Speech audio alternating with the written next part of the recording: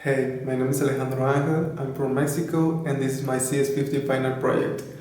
So basically what I have done here is a graphical user interface in Python. So this is meant to serve as a basic tool for control theory students so they can play with this simple pendulum system. They can simulate and see the position of the system, the velocity and the input. Well, all this system is in an open loop, so you can play with the system parameters, the mass, the length of the rope, the damping value, the friction, and the gravity. We know gravity is a constant for general purposes, but you can change it here and see what happens.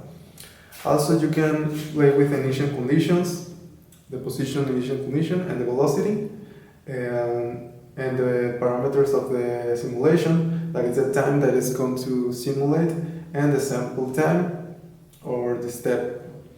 So let's see what happens if we run this with the default values. So as you can see here, the initial position is 1.57 shala shala shala. So that's around 45 degrees. Like you can see here in the diagram, and it starts falling down, then moving up again, then starts falling down, and it remains the same amplitude for all time. So if we move like 40 seconds here, the time of simulation, so you can see the amplitude is the same. So what's happening here? You have to introduce a damping value.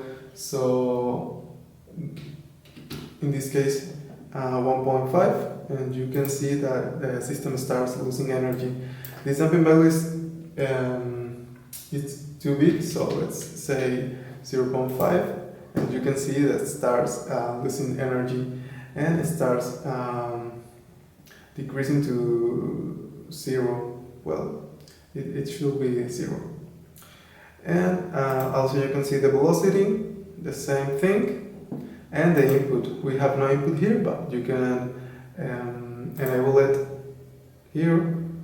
You have to select a value, let's say 10, just for fun, and the initial time of the step, it's gonna be 10 seconds also.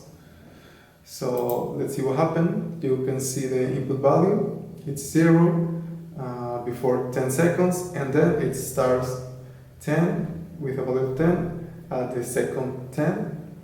And what happened with the system? Well, it just gets crazy. The input value is too big for the system. So the same with the velocity, and well, you can play with this as long as you want to, and see how it will behave this system in real life.